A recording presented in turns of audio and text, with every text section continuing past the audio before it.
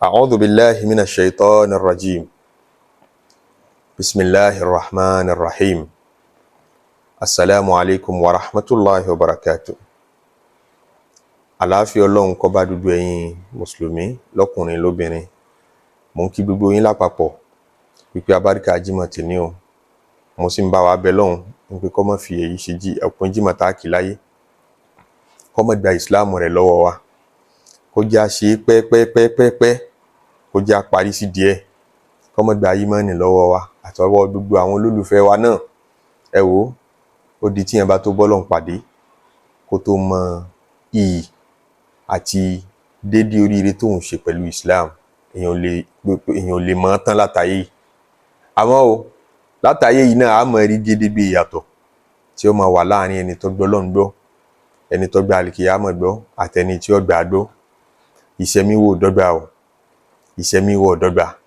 Ìyàtọ̀ tí ń bẹ láàrin ẹni tó gbọ́ Ọlọ́run gbọ́ àtẹni tí ó gbà á gbọ́ ó ju ìyàtọ̀ tí ń bẹ láàrin sánmà àti ilẹ̀ lọ nínú ayé yìí gẹ́gẹ́ fún rẹ̀ tó bá lákìyèsí.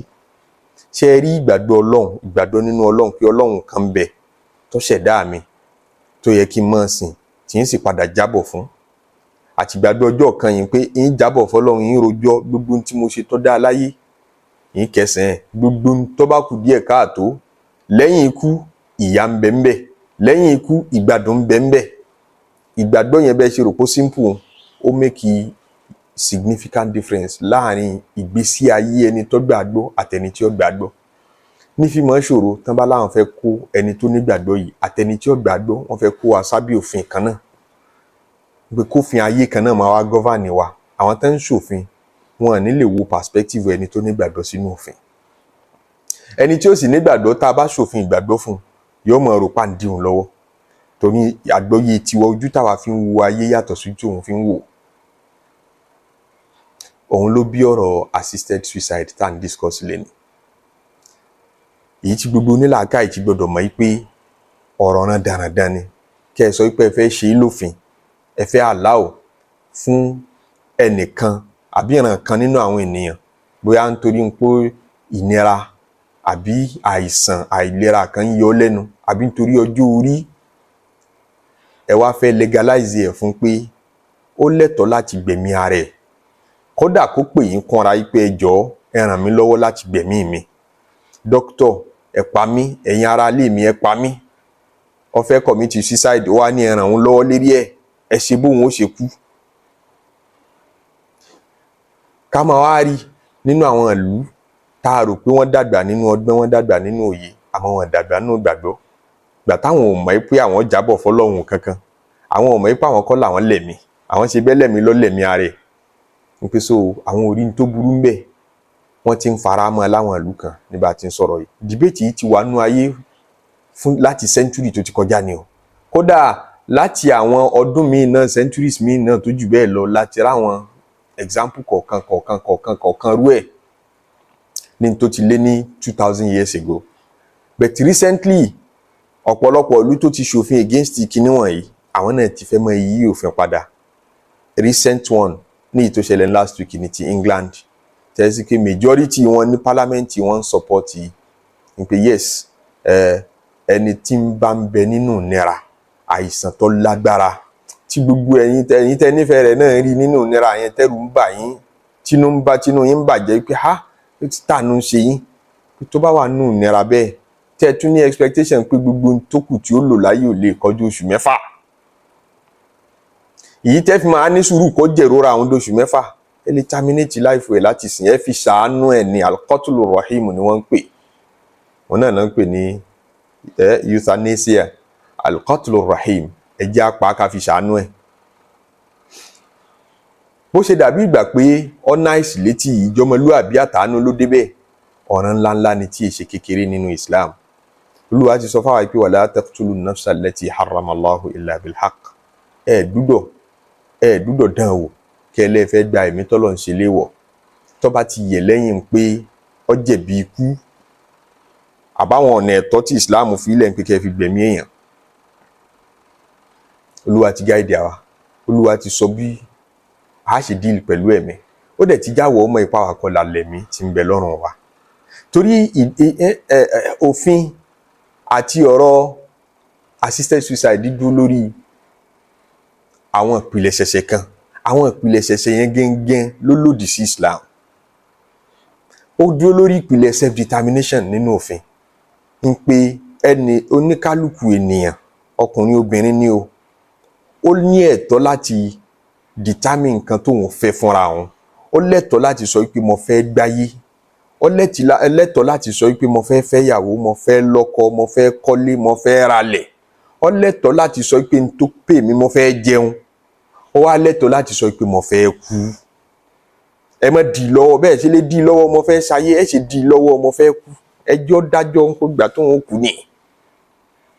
Ìgbàgbọ́ tiwa, àwa tá a gbà pé ọba kan bẹ tó ṣẹ̀dá wa, àwa tá a gbà pé ọba kan bọ tá ń lọ já tẹ́tẹ́ tá ń lọ jábọ̀ fún. Ìgbàgbọ́ tiwa ní pé inna sam'a wal basara wal fu'ada kullu ulaika kana anhu mas'ula. Àwa kọ́ la lójú wa, àwa kọ́ la lápá wa, mi lè wápá mi sùn nísìnyí kí ní ṣe bí mi mọ lápá mi kí n sì kẹ́ bá ń gé ìdànù. Kò tọ́ fún wa. Nítorí pé Ọlọ́run ní ojú tá a fi ń wòran, etí tá a fi ń gbọ́rọ̀ tó fi mọ́kàn náà ẹ̀mí tí ń bẹ lọ́rùn wa, gbogbo ẹ̀ lòun bọ̀ wá béèrè kullu ulaika kana anhu mas'ula. Òun bọ̀ wá béèrè lọ́wọ́ wa bó la ṣe lójú, kí ló fi wò, kí ló fi tí gbọ́. A máa ṣe páwà la ní ká máa béèrè lọ́wọ́ wa kí kẹ́kẹ́ wá àkáǹtì fún wa ṣèṣirò rẹ̀. Mo fi ní ìyàtọ̀ tí ń bẹ láàrin ẹni tó nígbàgbọ́ ìṣirò àtẹni tí ò gbàgbọ́ nù ìṣirò, ìyàtọ̀ yẹn kì í ṣe díẹ̀. Ìyàtọ̀ yẹn náà ló jẹ́ káwọ́ gbàgbọ́ pé wala tulqu bi aydikum ila tahluka. Ọlọ́run ẹ̀yin kọ́ lẹ́lẹ́mí tí ń bẹ lọ́rùn yín o, ẹ má lò báṣubàṣu, o gbọ́dọ̀ ṣe rẹ̀ léṣe, o gbọ́dọ̀ injọ ara rẹ̀. Alákọ̀ọ́kọ́ nìyẹn. Ẹlẹ́ẹ̀kejì, ìpìlẹ̀ ṣẹ̀ṣì òfin tó ṣe yàtọ̀ láàrin ẹni tó nígbàgbọ́ nínú Ọlọ́run àtẹni tí ò nígbàgbọ́ nínú Ọlọ́run lérí ọ̀rọ̀ assisted suicide ni pé wọ́n ní ẹni tí ń bẹ nínú ìnira tara ní bóyá accident àbí any form of ìnira tí ayé ti sú, tẹ́yìn náà sì mọ̀ pé ìnira yìí chance pé yóò recover low, ẹ end sufferness yẹn, suffering rẹ̀ yẹn ẹ end yẹ kó tán ń suffer ni. Tẹ́ bá ti wá jẹ́ kó kú, tẹ́ ẹ pa bóyá pẹ̀lú àwọn oògùn kan tẹ́ ẹ fún ní àwọn drọ́ọ̀gì kan tí ó kàn ra kú pẹ̀lẹ́pẹ̀lẹ́, ìnira yẹn ó dópin. Ẹ̀yin ṣe mọ̀ pé ó dópin. Àwa tá a nígbàgbọ́ nínú ìjọ kan yìí, tá a nígbàgbọ́ pé tíyẹn bá dénú sàárè ìyà ń bẹ́ńbẹ́. Àwọn ọ̀gbà pé ìnira oní ẹni tára ní dópin necessarily tí ì bá ṣẹni tí ọba kẹpàdé wájú Ọlọ́run. Ní tí ń bẹ nínú sàárè nínú ìnira kò sákẹgbẹ́ rẹ̀ nínú ìnira kankan nínú ayé yìí. Ká tó wá sọ tí ń bẹ nínú náà Ọlọ́run nínú ìnira tó bá dijọ́ kan yìí. Iná ayé yìí gan, ẹni tẹ́ lára ní o, ẹ jù sínú náà ayé yìí wò, kẹ́ compare ìnira tí ó rí nínú kí náà máa jó àti yìí tí ń jó tí ara ti ní lọ́sípítù tẹ́ ń rò pé ó ti rí ìnira. Iná tayé nù ká tó wá sọ náà tọ̀run. Nígbà tẹ́ ẹ fẹ́ kàn lójú lọ sọ́run nísìn, ẹ fẹ́ kọ́ lọ jẹ ìyà láyé àyà nítorí ìyà díẹ̀ tí ń jẹ láyé tẹ́yìn rò pé ó ti pọ̀ jù. Àmọ́ ìnígbàgbọ́ nínú kí ní ṣẹlẹ̀ lẹ́yìn ikú kò ní jẹ́ káwọn ronú débi àwa ronú dé yìí. Mo fi sọ pé ká dúpẹ́ lọ́dọ̀ Ọlọ́run tó fún wa ní Islam. Kó sáré gbogbo ọ̀nà bí Islam yẹn ò ṣe ní jábọ́ lọ́wọ́ rẹ̀, bí Islam yẹn ò ṣe dórí àwọn ọmọ rẹ̀ àtàwọn ọmọ àrọ́mọdọ́mọ rẹ̀. If not, ọmọ ṣì ayé wọ́nranwọ̀nran. Lọ́lọ́run fi sọ pé wa kayfa tattaquna in kafartum yawman yaj'alul wildana shiba. Bó lẹ̀rú ṣe fẹ́ bà gbogbo ẹni tí ọba ti lóhun ọ̀gbájọ́ kan yìí gbọ́, bó lẹ̀rú ṣe fẹ́ bà, torí yóò dá àyàkókò náà kí ni ó ṣe sọ́lọ́n báyìí kò ní mọ tóhun kọ̀yà sí. Ọkọ̀ àyà sí ikú tí chance àti padà wálé ayé wá ṣàtúnṣe òsì mọ́. Kèfèrí ọmọ sunkún rẹ̀, ara rẹ̀ ó mọ ní wọ́n nù náà tán bá díwájú Ọlọ́run. Dá wa padà sáyé ká lọ ṣàtúnṣe ní kò sáyè mọ́.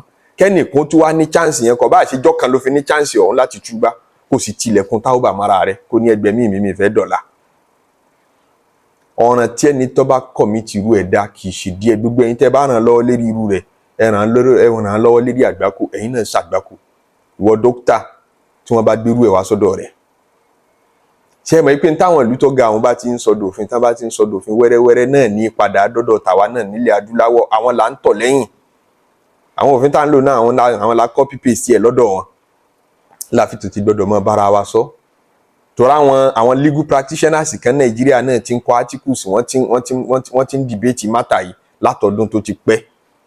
Ẹ mọ̀ ara àwọn articles wọn táwọn náà ti ń pèpè fún pé kí ilé ìgbìmọ̀ aṣòfin kan bá wọn gbé yẹ̀wò ẹni tára bá ní tí ata ti mọ̀ pé eléyìí ò lè gbáyé mọ́ tẹ́lẹ̀ náà ṣe chance recovery rẹ̀ low nítorí náà ẹja gbẹ̀mí ẹ̀ ó ní kó wà nú ayé káàrọ̀ ọmọ ní láwọn ìlú mi àwọn ò fi mọ ní tìnira o tìnira tàìsàn wọn ò fi mọ ní tìnira àìsàn ìnira àìrítọ́jú jíjẹ mímu nígbà tó bá ti dàgbà tó bá ti dògbò tí ò wúlò fáwùjọ mọ́ ẹjọ́ mọ́ lọ àlùkìyà mọ́ àwọn òkúkú gbà pé ìṣirò kan bẹ àwọn ògbà pé jìyà kan bẹ tí ń kánjú lọ bá sọ ẹni tí ó bá ti gbàjọ́ kan ìgbọ́ gédégbé níyàtọ̀ tí ó máa wà láàrin òun àtẹni tó bá gbàgbọ́ kí wọn wá tilẹ̀kùn tútú bá fún rẹ̀ táwọ́bà àtìkẹ́ chánsì tó kù tó ní kò bá ṣe wákàtí kan àwọn tó ti kú wọ́n ràn kan káwọn ní chánsì wákàtí kan yẹn láti wá fi ṣàtúnṣe láyé káwọn fi pe la ilaha illallah káwọn fi tọrọ àforíjì ẹ̀ṣẹ̀ ìwọ wá ní wọn kóṣù mẹ́fà lóní o tún wá fẹ́ tilẹ̀kùn rẹ̀ nítorí ìnira kékeré tó ju ìtọ́ ńlọ bá lọ ṣé wọ́n mọ̀ nínú gbàdúrà àwa mùsùlùmí lọ́wọ́ àìpé ìnira tó bá kàn wá níbi àìsàn wọ́n fi ń fọ ẹ̀ṣẹ̀ wa ni ìgbàgbọ́ yẹn tún ṣe yàtọ̀ láàrin àwa àtẹni tí ó mọ̀ bẹ́ẹ̀ gbogbo ẹni tó bá dùbúlẹ̀ àìsàn nínú tọ́lọ́mọ fi ṣàánú ẹrú kó tó lọ bọ́lọ́n kó tó kú ní pé káàárẹ̀ ò ṣe kó tó lọ gbogbo ìnira yẹn pátápátá wọ́n fi ń fọ ẹ̀ṣẹ̀ rẹ̀ mọ́ ni òjíṣẹ́ ńlá nàbí sallallahu alaihi wasallam ló sọ bẹ́ẹ̀ fáwa àṣìgbàgbọ́ bẹ́ẹ̀ nínú ìpìlẹ̀ tí ọ̀rọ̀ yìí dúró lé lérí ni pé hope recovery rẹ̀ lò àbí kò wulẹ̀ sí hope rárá ìyẹn ẹni tán àláwo assisted suicide fún ní pé ẹgbẹ̀mí ẹ̀ tó bá ní kẹ́ ẹgbẹ̀mí òun hope recovery rẹ̀ lò lọ́dọ̀ àwa mùsùlùmí hope wa kì í lò ìpìlẹ̀ ṣẹ̀ṣẹ̀ ìgbàgbọ́ kan tí ń tún bẹ lọ́dọ̀ tiwa tó fi yà tá a fi gbọ́dọ̀ lòdì sí irú òfin yìí nìyẹn tá a fi gbọ́dọ̀ lòdì sí irú nǹkan bẹ́ẹ̀ kódà àwọn ẹlòmíín náà ń dán wò ní Nàìjíríà yẹn o bó ṣe jẹ́ àìbófinmu tó sì jẹ́ criminal act ní Nàìjíríà àwọn èèyàn ń dán wò táwọn rò pa àánú làwọn fi ṣe ìnira yìí pọ̀ fìtínà yìí pọ̀ àbí ń ná fámìlì lówó tó ti kọjá agbára wọn tí fámìlì ọlọ́ọ̀bá dókítà lẹ́yìn pé dákun ẹ̀yin náà rí i pé àti talé àti tọ̀nà ẹ bá wa gún lábẹ́rẹ́ kú ìwọ dókítà tó bá dánrú ẹ̀ wò ọ jẹjọ́ wájú Ọlọ́run pọ̀ pa yẹn ọ̀ràn wọn lọ́wọ́ ọ̀sánú wọn o kò mọ́rò pa àánú lò ní débẹ̀ ẹ jẹ́ kí natural death tí ó bá pa kálukú kọ́ pa á àwa mùsùlùmí àwa tá a gbọ́ Ọlọ́run gbọ́ hope wa nínú agbára Ọlọ́run kò ní báyìí lọ́mọ wàlá fa innahu la ya'asu min rawhillahi illa al-qawmul kafirun ó ní anabi Yakub alayhi salatu wassalam Ọlọ́run ní ń sọ fáwọn ọmọ rẹ̀ pé la ta'asu min rawhillah gbọ́dọ̀ jákàn nínú kí Ọlọ́run nínú àánú Ọlọ́run torí pé ọ̀ràn ńláńlá ni nínú kabairu zunub ló wà ẹ̀ṣẹ̀ tó tóbi jù kó rò páànù Ọlọ́run àwọn kankan lágbára Ọlọ́run ká àwọn kankan lágbára rẹ̀ ọ̀ká ní pé ń bi tọrẹ lágbájáde yìí agbára Ọlọ́run ọ̀ká kó fún lálàáfíà ọ̀ràn burúkú lọ dá torí ó ti límìtì Ọlọ́run ó ti dá alágara ó ti sọ ipá gbára rẹ̀ ọ̀ká nǹkankan ó ti pè é lọ́lẹ̀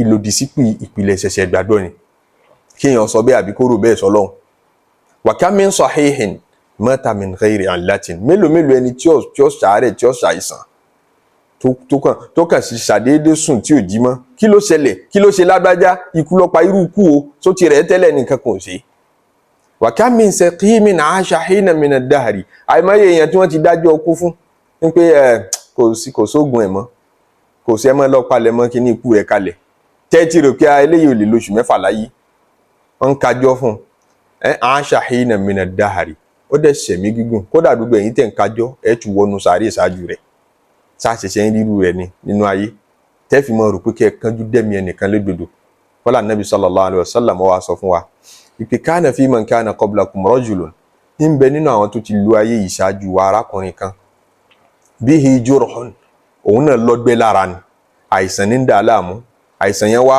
pọ̀ fajaza ara wa ní ara wa kan ayé wa sù fa akhadha sikinan ló bá ní ẹ bá mọ́bẹ̀ ọgbà ọbẹ̀ fahazza biha yada ló bá fi ọbẹ̀ yẹn jàre lọ́wọ́ fama raqa ad-damu hatta mat ẹ̀jẹ̀ wa ń dà ẹ̀jẹ̀ ń dà ó fẹ́ kóhun lùzì gbogbo ẹ̀jẹ̀ ara àwọn kóhun kú dànù ó commit suicide Ọlọ́run ní anabi sallallahu alaihi wasallam ní ẹ̀jẹ̀ yẹn ó dà títí tẹ̀mí fi jáde láre wọn là anabi ní qala Allahu ta'ala Olúwa ọba ẹlẹ́dàá yóò máa sọ pé badarani abdi bi nafsihi haramtu alayhi al-janna ẹrú mi wá bá mi pẹ̀lú ààrẹ màláìka kú ló yẹ kó mú ọ dọ́dọ̀ mi, ìwọ kọ́ ló yẹ kó wá fún rẹ.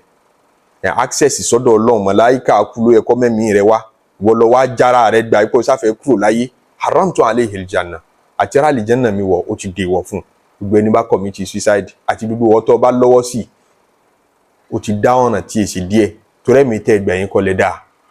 Wọ́n Nabi sallallahu alayhi wa sallam tún sọ fún wa pé la yatamannayanna ahadakumul maut lidurrin nazala bihi.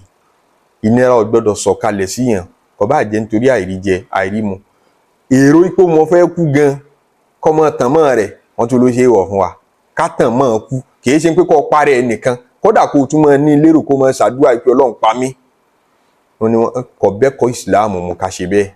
Èrò lásán ká tó wá pé kó tún wá ṣiṣẹ́ tó wọ̀ sí ẹ̀. Fa in kana labud, tó bá di dandan kí yóò tiẹ̀ wá lérò kú kóró kú sí rẹ̀ bóyá nítorí nǹkan kan tí yẹn ń go through tó lágbára jẹ̀mí rẹ̀ lọ. Falyakulillahumma ahyini ma kanatil hayatu khayran li. Yìí tó bá máa wí ni pé Ọlọ́run máa ṣàyè mí, ṣẹ́mi kù láyé tó bá jẹ́ sí pé kí n ṣẹ́kù láyé yìí lóore fún mi. Torí wọ ọmọ tó lóore, ta ló mọ àsìkò tó pè òun kó òun kú, kódà nínú àwa tá à ń kírun tá à ń gbààwẹ̀ tá à ń sin lọ́hùn. Ẹlẹ́ṣẹ̀ gbogbo wa, àsìkò wo ló pè wa ká kú àmọ́, àsìkò wo ló pè wa ká sayé dà àmọ́. Ẹ̀tọ́ bá rò pé ayé ti sú ọkọ omi kọ́ ọmọ lọ àlùkìyámọ̀, bóyá àsìkò tọ́lọ́run bínú sí ọ lọ́wọ́ lọ́wọ́.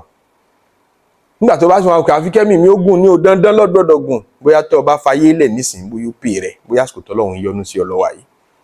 Ó bá sọ fọ́lọ́run pé Ọlọ́run iye mi tó bá yẹ pé kí n ṣẹ́kù láyé ló dáa jù. Wa in kanatil wafa wa tawaffani idha kanatil wafatu khayran li. Wá pa mí tó bá jẹ́ sí pé ikú ló tọ́ sí mi jù, tó bá yẹ sí pé kí n kú lásìkò yìí ló dáa jù, Ọlọ́run gbẹ̀mí mi. Ànábì ní ìyẹn lè wí bẹ́ẹ̀ sallallahu alayhi wa sallam. Èyí lẹ̀kọ́ tá a mú wá fúnra wa ní òní o. Ọlọ́run abẹ́ o Islam má gbà lọ́wọ́ wa, imani má gbà lọ́wọ́ wa, wá fún wa lẹ́mìí gígùn, fún wa lálàáfíà, fi wá lọ́kàn balẹ̀.